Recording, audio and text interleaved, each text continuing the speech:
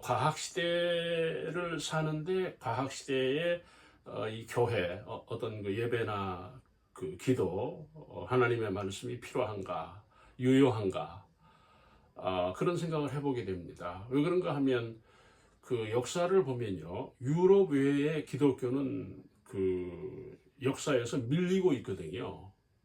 그렇죠. 그러니까 아프리카도 이미 복음이 그 300년 전, 400년 전에 들어간 거고 거기서 밀렸고, 또 동아시아 같은 경우에도 예를 들어서 뭐 프랑스 식민지 베트남이나 뭐 이런 그 캄보디아나 이런 그 유럽의 식민지를 통해서 복음을 받았거든요. 그러나 그 복음을 잃어버린 거예요. 지금 그 현실적으로. 또 중국이나 일본 같은 경우에도요. 그 우리는 기독교 역사가 120년, 130년밖에 안 되잖아요. 그런데 기독교 역사가 중국이나 일본 같은 데는요, 300년 정도 돼요. 역사를 보면. 근데 거기서 이 기독교가 꽃을 피우지 못한 거예요. 열매를 맺지 못한 거예요.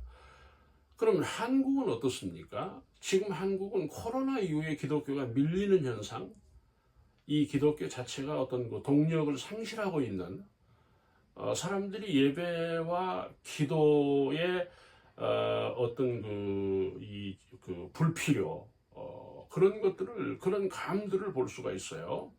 나는 이런 부분들을 지금 우려하면서 이 본문을 보는 거예요. 여러분, 이 본문의 배경이 창세기 41장 배경이 누굽니까? 왕입니다. 바로 왕, 이집트 왕입니다. 지금으로 얘기하면 미국의 대통령이고 세계를 지배하는 강국 미국입니다. 그렇게 볼 수 있다는 거, 그 시대로 보면은. 그런데 오늘 그 이집트라고 하는 나라는 이스라엘 밖에 있는 열방이잖아요. 이방 나라잖아요.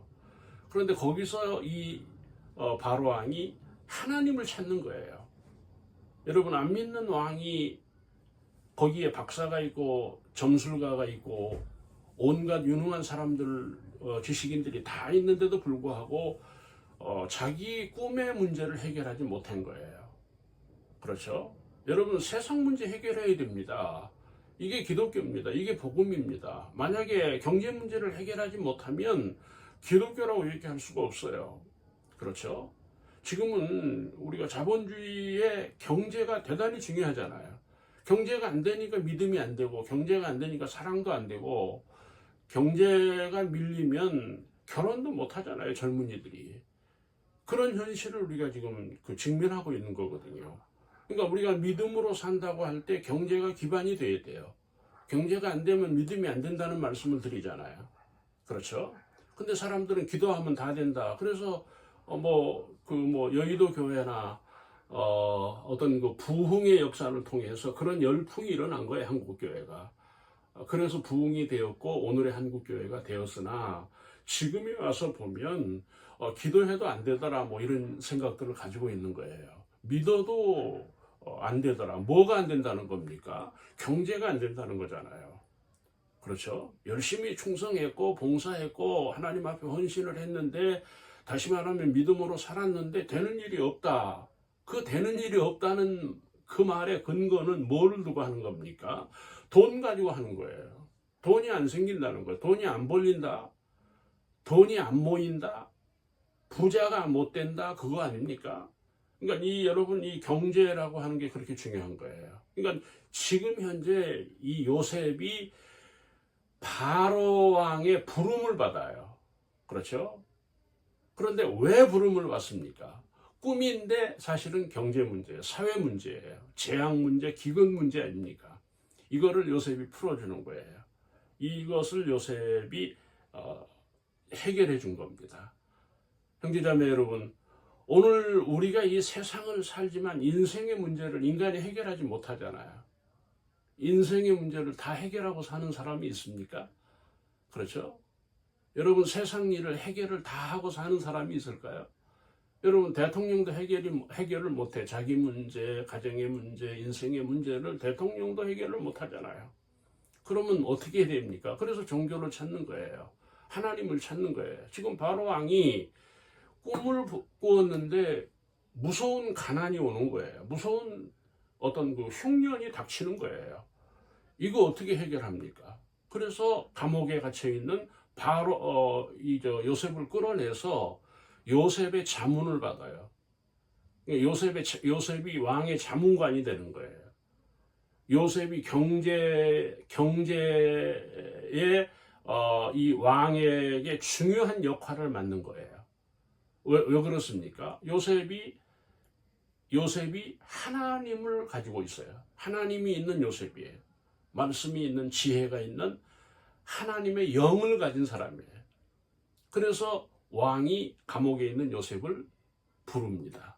자기 문제를 해결하기 위해서, 자기들의 세상 문제, 경제 문제를 해결하기 위해서 요셉을 찾습니다. 형제자매 여러분, 오늘 교회를 떠나고 예배를 무시하고 소위 기도하지 않잖아요. 기도 안 해도 되나요?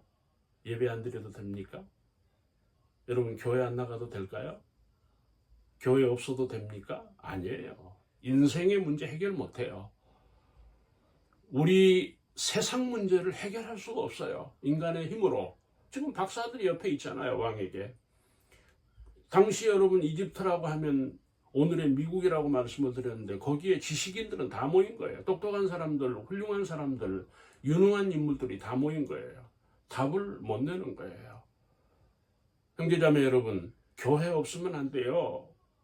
기도 안 하면 안 됩니다. 예수 안 믿으면 인생의 문제, 세상 문제 풀 수 없습니다. 이게 여러분 우리에게 중요한 콤마예요. 다시 한번 여러분 생각하세요. 아이, 교회 피곤하다. 이제는 교회가 부담이다. 그런 오만과 교만이 없어야 돼요. 여러분, 바로 왕이 요셉이 필요합니다. 바로 왕에게 부족한 게 뭐 있습니까? 그러나 영이 없는 거예요. 그 자기 선지자들, 자기 제사장들, 자기 지식인들에게 하나님의 영이 없는 거예요. 여러분, 세상은 영적인 문제가 있는 거예요. 기근의 문제, 재앙의 문제, 흉년의 문제, 여러분 영적인 겁니다. 이거 여러분 해결해야 됩니다. 그래서 요셉이 필요한 거예요. 우리는 기도해야 되고 하나님 앞에 나아가야 되며 예배해야 된다는 것입니다. 여러분, 이 본문에서 16절을 보시면 요셉이 바로에게 대답하여 이르되 내가 아니요 하나님이 바로에게 편안한 대답을 하시리라. 하나님이 대답을 하신다는 거예요. 여러분, 하나님이 누구를 통해서 대답합니까? 목사님은 특별한 거예요. 신부에게 없는 메시지가 있는 거예요. 여러분, 불교에 없는 말씀이 있는 거예요. 영이 있는 거예요. 그렇죠? 세상은 귀신의 영, 사탄의 영에 지배된다면 하나님의 사람, 하나님의 교회는 여러분 주의 영에 거하는 거예요. 이게 중요한 거예요. 그렇죠? 지금 이 바로 앞에 선 요셉이 왕에게 뭐라고 얘기합니까? 나에게 하나님의 대답이 있다는 거예요. 하나님의 응답이 있다는 겁니다. 여러분, 하나님 앞에 우리가 서지 않으면 안 돼요. 그래서 거기에서 답이 나오고 거기에서 여러분 문제 해결의 해석이 나옵니다.